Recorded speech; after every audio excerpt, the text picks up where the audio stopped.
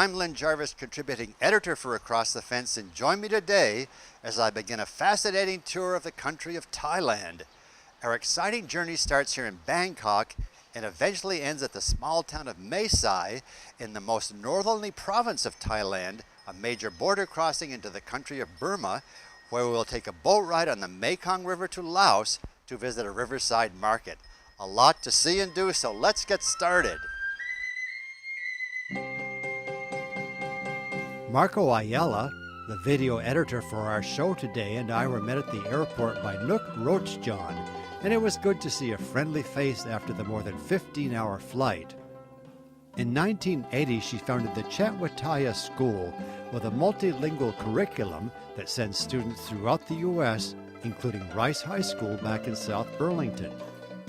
She told us the best way to explore Thailand's capital city of more than 8 million people is to climb aboard a gas-powered tuk-tuk. So let the adventure begin.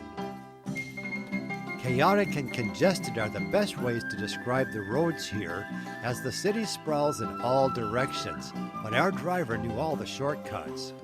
In the background there, you see concrete supports for a recently completed SkyTrain that is helping with traffic flow and provides a shaded venue for the many street vendors below. The city sprawls in all directions with a hodgepodge of urban, commercial, and industrial buildings, and just look at that wiring. But somehow it all seems to work. But amid all this chaos, there are always hidden gems, like this proud mom and her daughter Lilana. Isn't she a cutie? It was back on the tuk-tuk for 2 more stops. Our first being the Standing Buddha, one of the tallest in the world.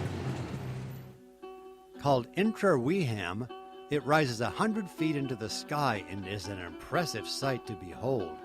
Construction started in 1867 and it took 60 years to complete.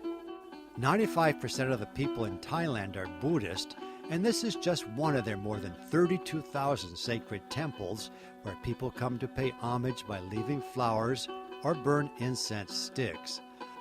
That's the 4-faced statue of Prapram, the deity of good fortune and protection.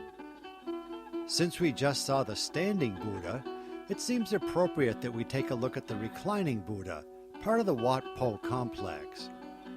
It's 150 feet in length and 49 feet high, and is the largest Buddha image in Thailand, and I must say, very impressive. Buddha's eyes are inlaid with mother of pearl and show him passing into nirvana, the state of replacing greed and hate with generosity and kindness. Along with the reclining Buddha, Wat Po has the largest collection of his image in all of Thailand, numbering more than 1,000. This one was especially nice in front of a waterfall on a hot day with a nice afternoon breeze.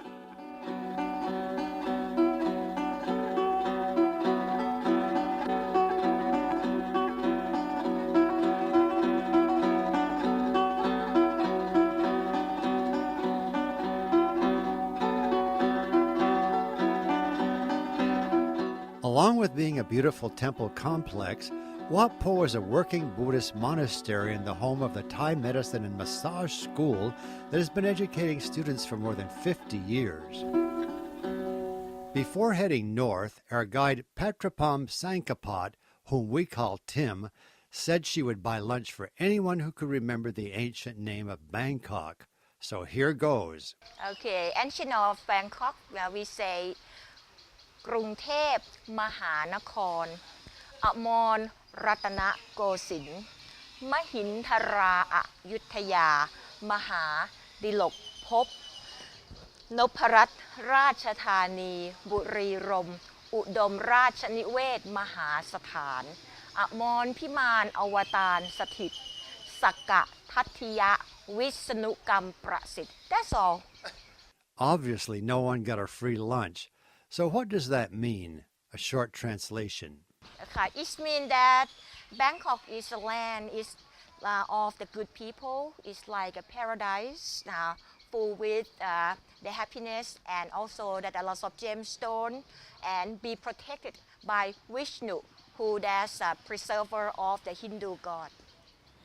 Once known as Siam, the country traces its roots to Ayutthaya, our next stop, about 50 miles north of Bangkok.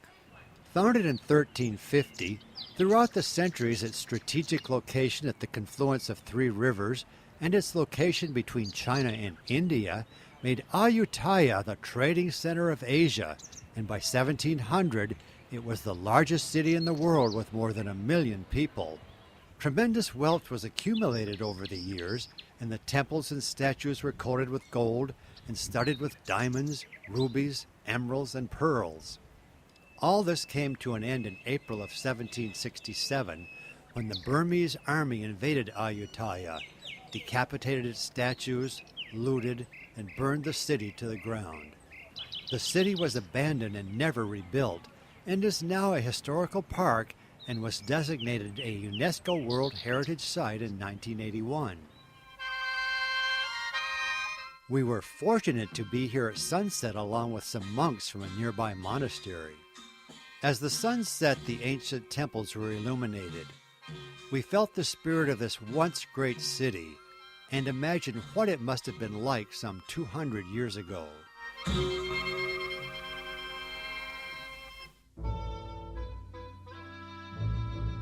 Close by is Ban Pa Inn, used as the royal summer palace by Thai kings.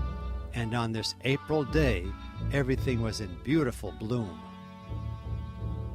Also destroyed in 1767, it was restored 100 years later and is still used by the royal family on special occasions. Located on the banks of the Chao Phraya River, most interestingly, it was restored by King Mongkut, made famous in the Rodgers and Hammerstein musical, The King and I. We have arrived in Sukhothai, birthplace of the Thai nation, with its first capital established here in 1238. The nation lasted for more than 2 centuries and became famous for its beautiful art and architecture created during its golden era of the 13th and 14th centuries. I'm told that these treasures have been beautifully preserved, and I look forward to exploring along with all of you. In 1991, Sukhothai, meaning Dawn of Happiness, was designated a UNESCO World Heritage Site after 10 years of extensive restorations. One of Thailand's largest historical sites, the park covers 27 square miles divided into zones, with hundreds of statues and temples. For 120 years it was the capital of Siam and ruled by many kings, the most dynamic being King Ramkahong, who is considered the founding father of the Thai nation. He created their alphabet and laid the foundation for politics and religion, all leading to a remarkably democratic society for the time. Many consider this temple, Mat Mahatat, the most spectacular with its large-seated Buddha set among the pillars. Built in 1345, the central temple is in the characteristic style of the bud of a lotus flower, the hallmark of Sukhothai architecture, and the resemblance is quite obvious upon close inspection. For Buddhists, the lotus is a spiritual flower as it represents rebirth when the soul leaves this world to be reborn in another. Lotus grow in many colors, and the pink flower represents the history of Buddha and the legends of his humility and good deeds. A fascinating place with friendly people, and the next morning we headed for the famous Golden Triangle of Southeast Asia, with some interesting stops along the way. Have you ever wondered where your chopsticks and skewers come from? Maybe from this family-run business south of Chiang Mai, and this machine cuts the bamboo into the desired shapes and sizes. After drying in the sun, it is bundled and sorted to fill the needs of each order. The sticks are then packaged, labeled, and ready for shipment throughout the world. Nearby, their small herd of water buffalo grazed. They are known as the tractor of the East, and look at those large hoofed feet that help them from sinking too deep into the mud. Because of its warm, moist climate, Thailand is one of the top 3 producers of rice in the world and is expected to export more than 8 million tons this year. And speaking of rice, rice paddy mice are always a problem, and one way to get rid of them and make money at the same time is to catch and sell them to tourists who are hungry. I wasn't that hungry, but I must admit they look fleshy with a lot of meat.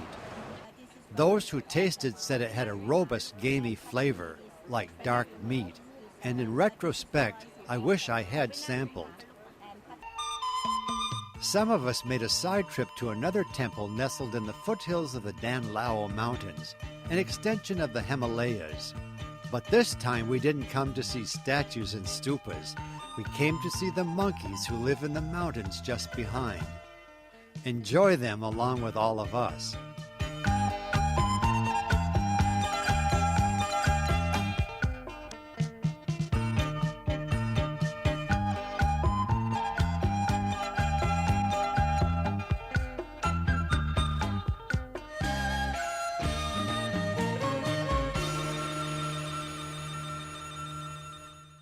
That was fun, but now the adventure gets really interesting.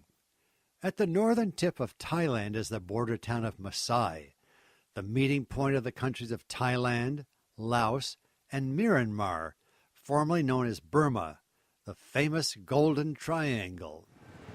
And it was here that a few of us entered Myanmar. For me, the most nerve-wracking part of the trip. There we are to the left. It is only possible to enter the country through China or Thailand, and a visa is required. We were hoping for a one-day visa good for travel only by foot. I reached the customs agent with trepidation, trying to remain calm, and happily the process went smoothly and quickly. Our guide was not able to accompany us, and I had read that people in Takile would not be welcoming, and we might even be followed by government agents.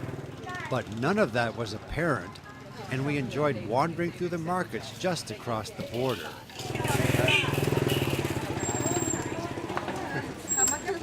Mary and I climbed aboard a tuk-tuk to do some major sightseeing. Our first stop was the Sun Temple, and I was quite surprised that there was not one listing on Google for this beautiful place. Unlike Thailand, the temples here were almost deserted, and we were pleased when we came upon this family in front of Buddha. The altar in the Sun Temple was not as elaborate as some we had seen, but nevertheless, most spiritual and divine. There are many ways to receive the blessings of Buddha here, and Mary tried them all. And with all that, I expect she'll marry a millionaire. And before we could hardly catch our breath, we were climbing aboard a boat headed for Laos. 3 countries in one day. That must be some kind of a record. We're on the Mekong River now, and at this very moment, we are at the Golden Triangle. Thailand is behind us, and to the left is Laos, and Myanmar to the right. As we approached Laos, we began to see signs of the small island town that we would visit, where you can find anything imaginable.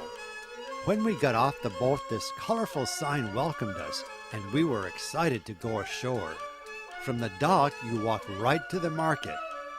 We were greeted by this lovebird who was happy to see us and very talkative. Let's explore together.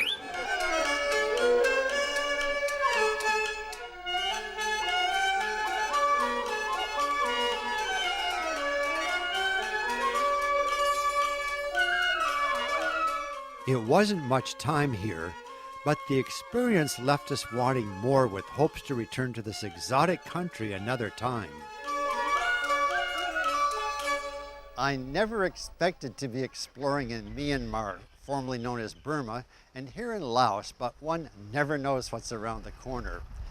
If you enjoyed our show today, you'll want to be with us tomorrow when we visit Chiang Mai, the cultural heart of northern Thailand, an elephant camp in Masa, and an orchid farm, and they have beautiful flowers over here.